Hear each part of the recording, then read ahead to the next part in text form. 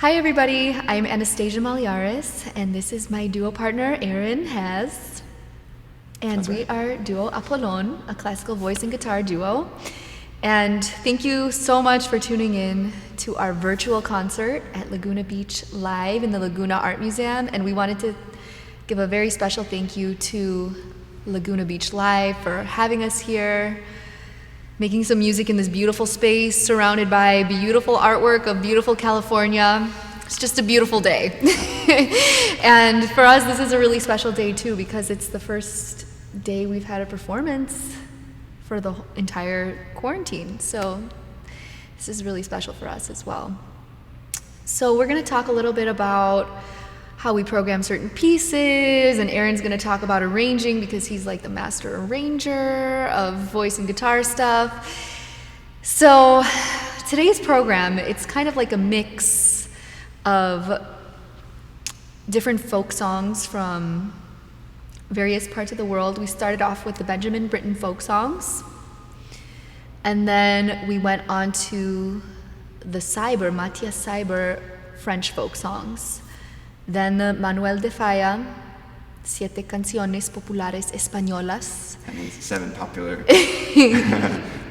Spanish songs. And then we went to the Ravel. There are 5 popular Greek songs. They were originally composed in French, translated from the Greek poetry, but we performed them today in Greek, which is very special to me because that is my heritage. So I was pretty excited to get to be able to sing those songs in Greek. And the reason that we chose this repertoire is that, well, first of all, shameless plug, we recorded a CD with all these full sets of folk songs. And so we kind of just wanted a little sample of each of those sets. And we just chose a few from each set so they can, and we chose them because they kind of flow really nicely together. And also, you know, Aaron tells a lot of guitar jokes about the tuning. You can go ahead and say the guitar tuning joke. Can I go ahead and say guitar tuning jokes now? Yeah. Well, it takes a long time to tune, especially for the Ravel. Yeah. The standard one, I think, has been around for hundreds of years.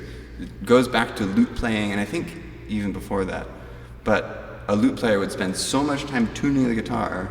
Sorry, not the guitar, the lute. He wouldn't tune a guitar. He would spend so much time tuning it that they would say he spends half of his time tuning and the other half of his time playing out of tune. So to eliminate having to tune all the time and spend more time tuning today than playing out of tune. No, I'm kidding, Aaron doesn't play out of tune. We designed the program so that we wouldn't have to do that, so it can just kind of flow nicely from piece to piece, and not only that, but from set to set. And so that's how we organized our program and thought about our program for today. Aaron also arranged the Ravel because it was originally written for voice and piano. So he arranged it for guitar and piano because I really wanted to play it, and I wanted to sing it, and he also arranged the last piece that we played, and he'll talk more about arranging now. Yeah, so you know what's really interesting about this whole process of working as a guitarist and a singer is that you don't have a ton of songs to choose from. There are a good amount of songs that are already available, so a composer wrote, for example, he said, this is for guitar and voice. And that's wonderful. And we went through and we learned a bunch of those before. But when we decided we wanted to put together this folk songs CD, so we wanted to put all different folk songs together, we thought, okay, what is already written for guitar and voice? The Benjamin Britten is already written for the guitar and voice. The Matthias Seiber was already written for guitar and voice. So these are composers that had the guitar and voice in mind from the beginning. De Falla? De Falla was not. Oh, was it? De Oh, it's Falla piano. was Yeah, sorry for about piano. that. Yeah, it was for piano and sorry voice. about that. Yeah. And you wouldn't know it though. It feels so natural on the guitar. That's why I always forget that it was written for piano. That's right. Yeah. And so the De Falla is actually a very long-standing transcription. Someone else took the piano score and then put it on the guitar and played it on the guitar. Yeah, it feels so natural. It's a very guitar-esque piece, and so there's a lot of things that we guitarists do that pianists can't do. For example, this really fast strumming, rasgado sort of thing, that add a little more of the guitar Spanish flavor to the songs, we feel. So, apart from the Defia, like Anastasia said, the Greek songs, the Ravel, were also in piano. And it was a very daunting project, because if you look at the piano score, a piano lowest note is extremely low, and a high note is extremely high. But on guitar, there's only 6 strings, so there's not this huge amount of range that you can expect from a piano. So to take everything down and put it in a little bite-sized, well, guitar package is a really daunting task. But actually what happened was it went really smoothly once I decided to tune this low string down 2 steps, tune this string down 2 steps, and then actually use a capo to do different keys for the different songs. And it all just sort of fell into our laps, and I'm really happy. We actually, that was the only full set we did in our program today. So all of the songs, all 5 of them, we did in this performance. And they were a lot of fun to transcribe and to perform. And then the very last one was a very, very special song for me, and also for Anastasia. It's because it's just such a joy to perform. But basically, Ennio Morricone was an Italian composer who died, I think, just a month ago. Maybe a little bit less than a month ago. A little bit more. A little bit more than a month ago? Time. And I remember seeing him conduct. He's a conductor and a composer. I remember seeing him conduct an orchestra in Verona, in Italy, with a soprano, with a singer, and a huge orchestra behind them. And they were performing this song, this piece that we performed today, which is actually a soundtrack from a very, very old movie called The Good, the Bad, and the Ugly. And the title of the track is The Ecstasy of Gold. And I always thought it was funny that Morricone would write such an epic, such a moving, such a powerful soundtrack for a Western movie, for kind of hot Western, bang, bang, shoot 'em up, you know, with Clint Eastwood kind of a thing. But there's something really special about that. You have a beautiful story, you have an epic soundtrack, and the two of them go together so well. And so transcribing it for guitar and voice is something that I probably shouldn't have done.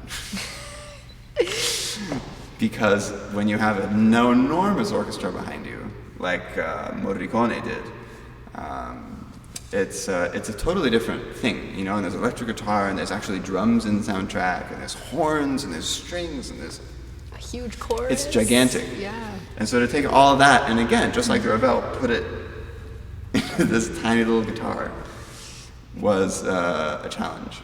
But I love the soundtrack. We love the soundtrack so much, we don't care. We're going to play it anyway. And so, you know, how do you make the guitar sound big? Well, you just hit it really hard. And that's more or less what we did. So we very much enjoy it, and we're extremely happy to share it with you. This is actually a sort of a premiere of my transcription of that piece. So you're the first ones to see it. Lucky you. Thank you so much for transcribing it too. I mean, also with the balance of voice and guitar too, it's hard to let loose and sing full out all the time. Yeah. So this was an opportunity to do that, to just sing at my full volume, and for you to just play at your full volume too. So that was really fun, because we don't really get a chance to do that. We have to dial it back a lot for the art song that we play. Yeah, and especially Anastasia, because she is also an opera singer. And so you know how to project, and you know how to make a huge sound come out. And the biggest sound I get out of the guitar is just when I literally hit the strings as hard as I can. So if I'm doing anything else, a little bit, okay, pull back just a little bit to be able to hear the guitar part. But it is nice to have a piece where we can just let loose. Yeah, and we always joke around that it makes us kind of feel like kids again. You know, when you're a kid and you're playing or singing, you have really no inhibitions and you just go all out. So that's really fun for us as well. That's right. And especially me, I actually transcribed soundtracks with one hand on piano when I was a little kid. Right? I would watch really? movies. That's yeah, cool. and I would just like da, da, da, da, da, da, on piano with one finger. So this is like something I've been doing my whole life. So cool. Anyway, thank you all so much. This Thank you. Such a joy to be here. And we hope you enjoy the concert and found what we've said about the pieces informative and interesting. Thank you so much.